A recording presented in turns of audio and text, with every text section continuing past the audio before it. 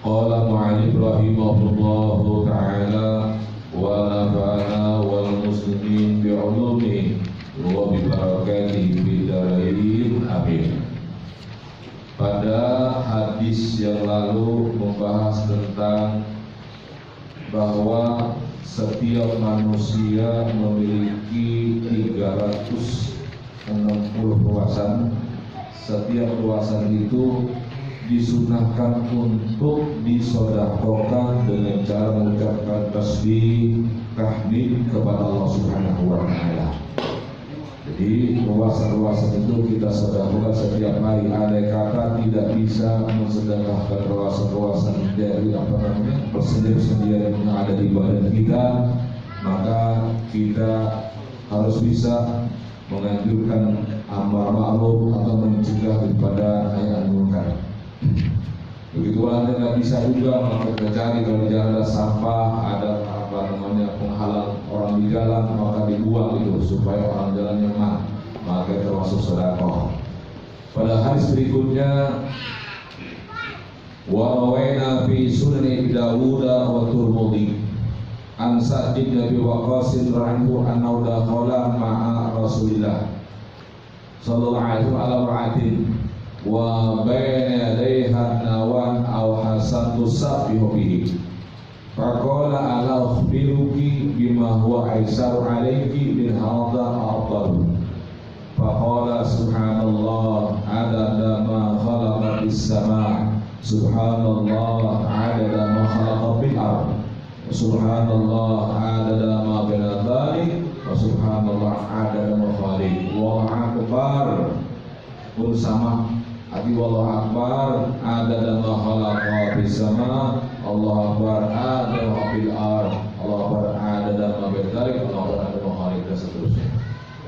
Artinya telah meriwayatkan oleh kami dari Sunan Abi Dawud dan Imam Tirmidzi dari Sa'd bin Abi Waqqas semoga murid Allah daripadanya dan bahwasanya telah masuk Sa'd bin Waqqas bersama Rasulullah SAW ke seorang perempuan wa baina yadayha dan di depan si perempuan nawan awasan ada kerikil-kerikil atau batu-batu kecil tusabbihu bihi yang dipergunakan untuk bertasbih dengan batu tadi dengan kerikil karena mereka tasbih begini.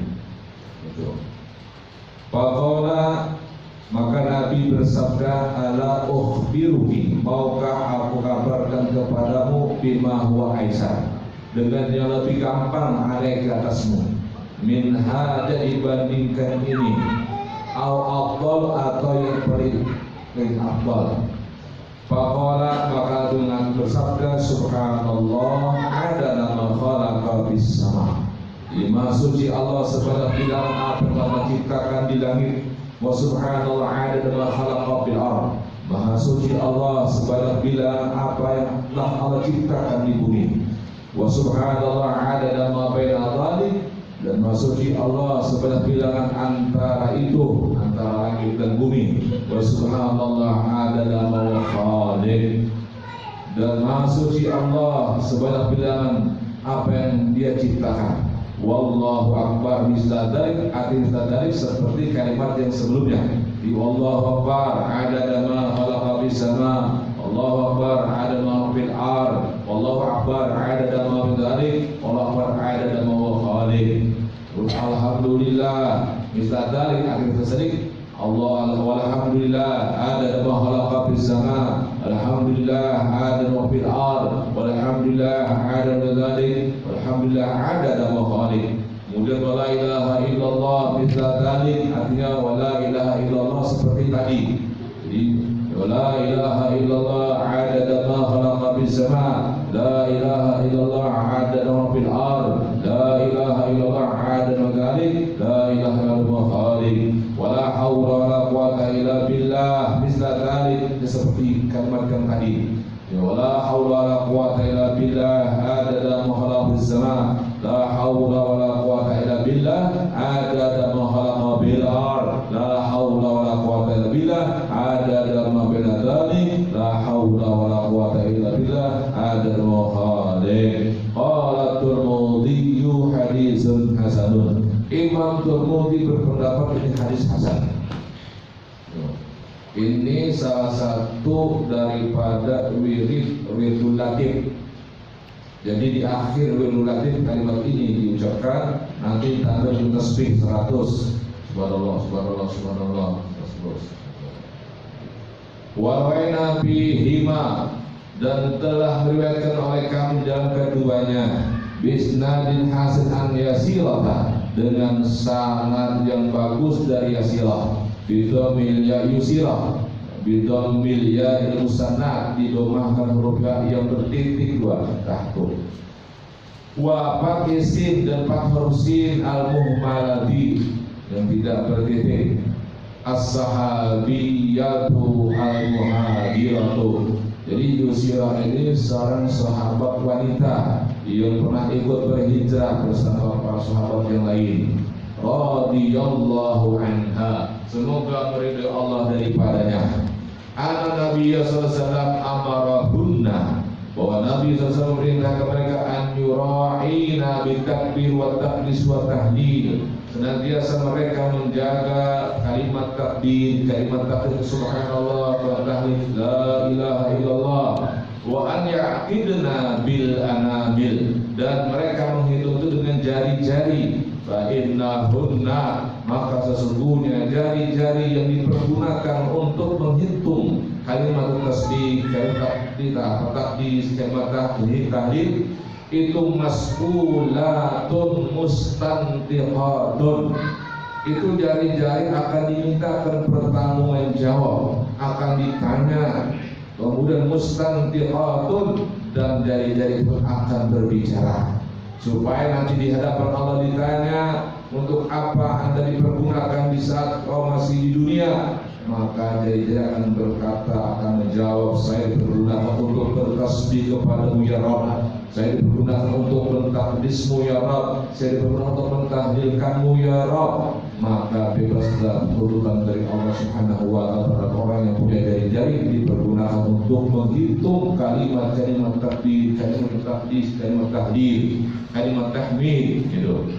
Karena berusahalah kita setiap sholat, selesai sholat lima waktu ucapkan subhanallah, subhanallah, subhanallah, supaya perluasan jari-jari kita nanti apabila dimintakan pertanggung jawab dan ditanya sama Allah, dia akan menjawab semua pertanyaan-pertanyaan dari Allah Subhanahu wa ta'ala, sehingga mulut ini dikunci, tidak berbicara dengan tangan, kaki dan seterusnya. 7 anggota badan kita akan dimintakan pertanggung jawab dari Allah Subhanahu wa ta'ala. Apa 7 anggota badan kita? Pertama, kedua tangan akan dilakukan jawab, kedua kaki di mana kaki untuk melangkah dan untuk kemana dipergunakannya, tangan pun sama. Kemudian untuk dikunci, maka mata pun ditanya, telinga pun ditanya, farji pun ditanya, perut pun ditanya. 7 anggota badan ini dan akan dimintakan pertanggung jawab oleh Allah Subhanahu wa ta'ala. Namun janganlah kita berkecil hati, karena ada kalimat thayyibah. Apabila kita ucapkan kalimat ini yang terdiri daripada 7 kalimat 20-40, maka dosa-dosa kita selama 24 jam, selama 24 jam siang dan malam itu, apabila dosa-dosa itu terhapus dengan kalimat la ilaha illallah Muhammadur Rasulullah, la satu ilaha illa Allah, Muhammadur Rasulullah 7. Itu 7 kalimat dapat menghapus 7 anggota badan kita yang pernah berbuat dosa. Gitu. Jadi gampang kan ya, tinggal praktekinnya saja. Gitu. Kadang-kadang kita kagak mau praktekin ini. Niat kita ucapkan kalimat la ilaha illallah Muhammadur Rasulullah untuk menghapuskan seluruh dosa-dosa yang ada di 7 anggota badan kita, supaya tidak dimintakan pertanggungjawaban dari Allah Subhanahu wa ta'ala. Selama 24 jam kita baca itu, maka selama 24 jam itu dosa kita dihapuskan oleh Allah Subhanahu wa ta'ala. Tapi kalau sudah selesai 24 jam kemudian bikin dosa lagi, kita ngucap itu lagi, tetap dosa masih melekat di badan kita. Makanya jangan tinggalkan kalimat thayyibah ini, la ilaha illallah Muhammadur Rasulullah. Dimanapun kita hidup di dunia tetap 24 jam waktunya, ya kan? Tetap 24 jam. Cuma ada yang malamnya lebih lama, ada yang siangnya lebih lama, gitu. kecuali ditutup dah setengah tahun sekali bertemu matahari kan gitu. Karena nggak ada penduduk di sana mah, ya berarti boleh silakan semua. Iya. Nggak ada dosa di sana dah. Siap, karena nggak ada penduduk teman penguin. Ya temennya penguin di sana ya. Iya, nggak ada manusia temennya penguin, ya ada dosa gitu. Tapi selagi manusia masih beraktivitas, masih bermuamalah kepada orang lain, karena kita makhluk sosial, maka selama itu pula dosa tidak terlepas dari diri kita. Jangankan di luar rumah, di dalam rumah pun dosa tidak terlepas dari diri kita. Kadang-kadang di HP kita nggak sengaja dekat keluar gitu, gitu kan. Mungkin mau bilang buat gitu kan, kita nggak lihat kan, lihatin, malah dibuka sengaja kan, dibaca, dihayalin, dosa gitu. Tapi Allah Maha Pemurah. La ilaha illallah Muhammadur Rasulullah. Bakal urusan pandangan pertama memang tidak berdosa. Pandangan yang kedua kalau merasa jadi dosa. Ya karena pikirin.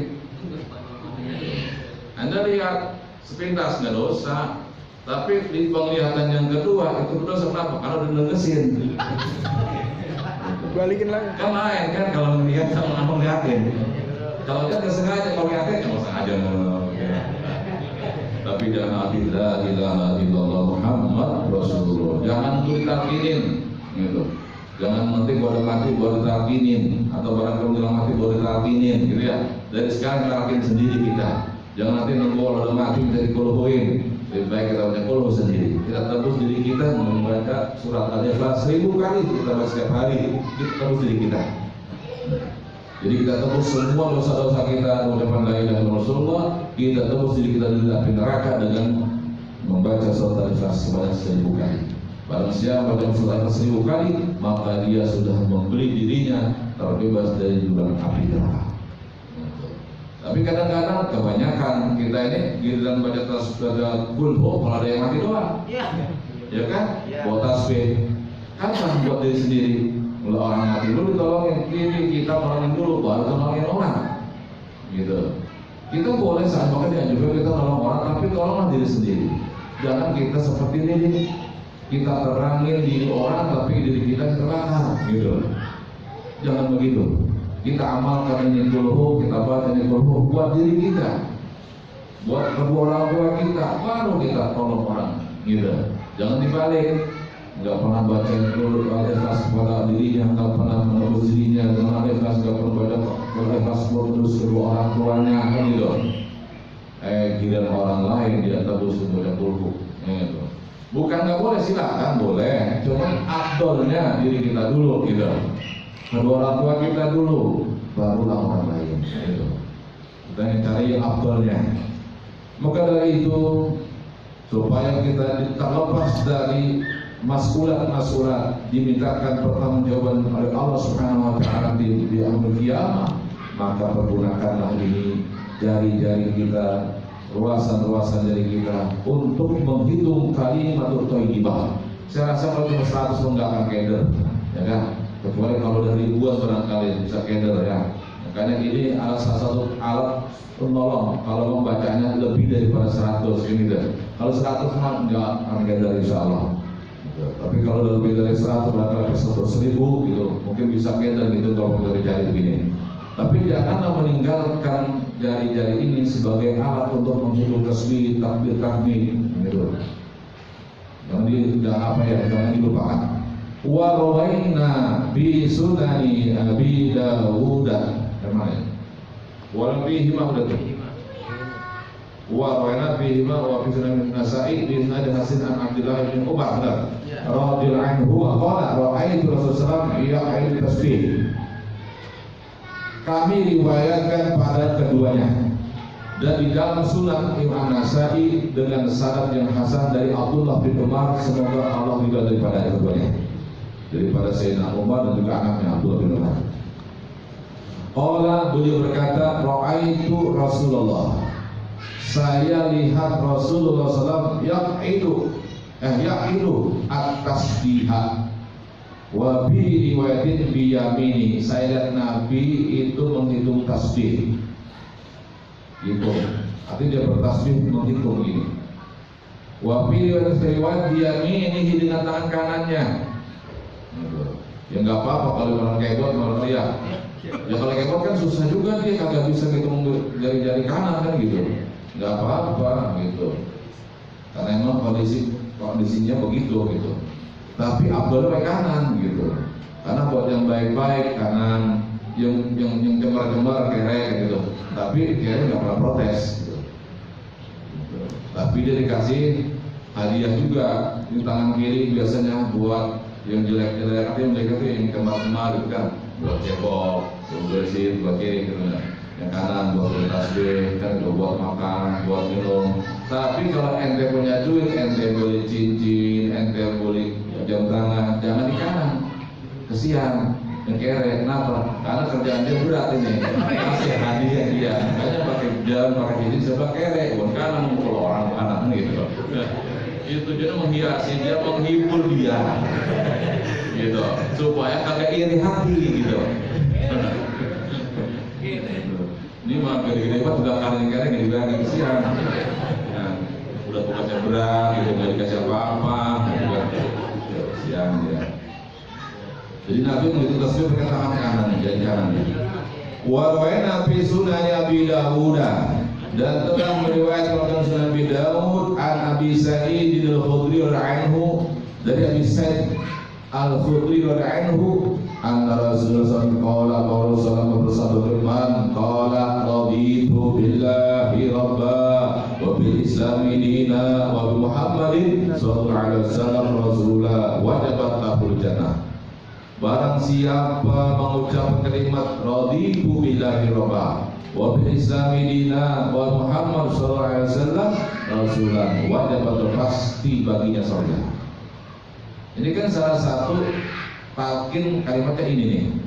Ya fulan bin fulan, wahai fulan, apabila datang dua malaikat kepada menanyakan narabuka mana bika wa ucapkan kalimat itu, apa katakan jawab olehmu kepada keduanya Allahu Rabbi wa seterusnya, ucapkan raditu billahi rabba wa bil islami dina wa Muhammad sallallahu rasulullah.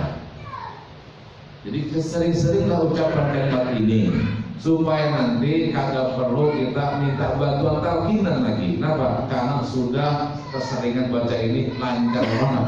Jangankan waktu hidup, sampai mati pun tetap ngikut anunya kalimat tentang ini. Raditu billahi rabba wa bil islami dina wa Muhammadin sallallahu alaihi wasallam. Boleh tambahin Nabi wa Rasulullah karena ada dua riwayat. Bukan berarti mentang-mentang udah sering baca ini, gue mau setakinin. Gitu. Udah sombong. Nah kalau kepleset sama udah ngomongin. Gitu.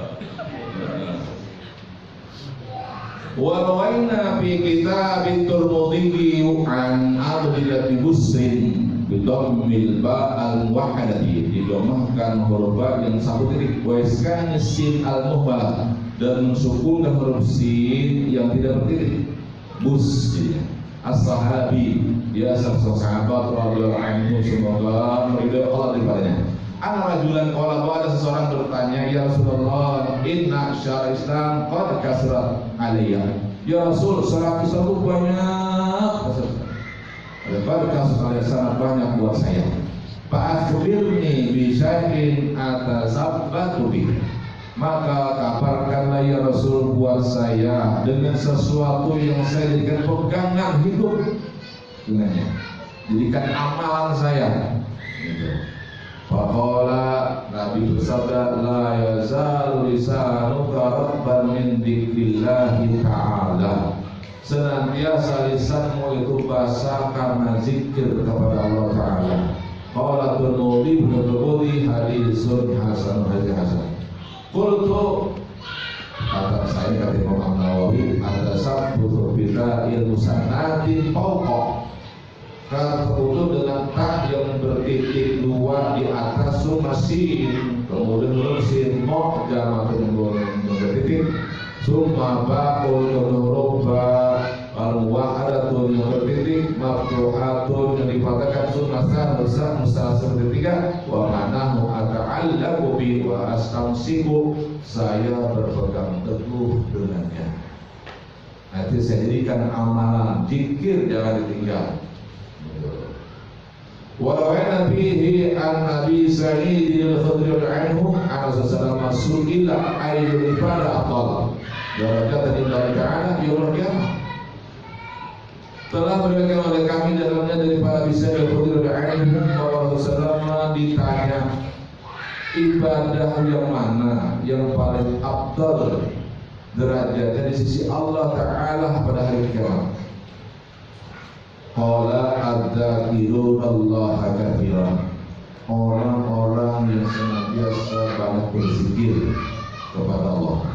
Qultu ya Rasulullah, saya tanya wahai Rasulullah, wa bil ghazi fi sabilillah azza wajalla, dibandingkan yang perang di jalan Allah azza wajalla. Qala la daraba bi sayfi, kata Nabi, kalaulah dia memukul dengan pedangnya fil kuffar kepada orang-orang kafir wal musyrikin dan musyrik hatta yankasira sayfuh, sampai patah tuh pedangnya, wa yahtadi badaman lakana dzakiruna Allah afdala minhu, dan berlumuran darah karena dia bacok itu musuh-musuh Islam sehingga darah muncrat karena badannya. Sungguh orang-orang yang berzikir itu lebih istimewa dibandingkan orang yang jihad tadi.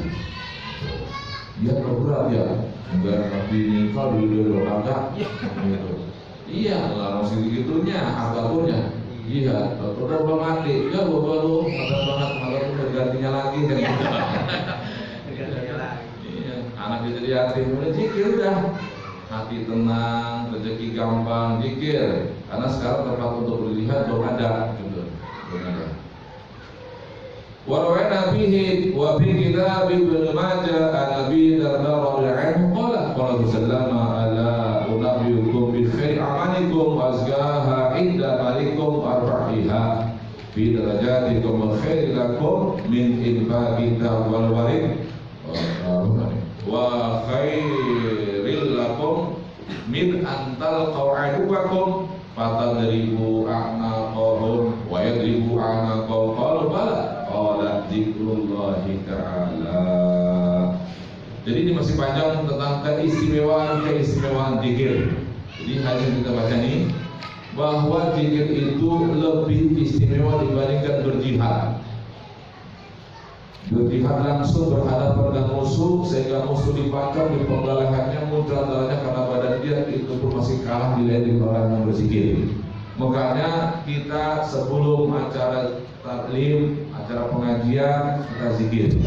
Kenapa? Karena zikir lebih afdal, gitu.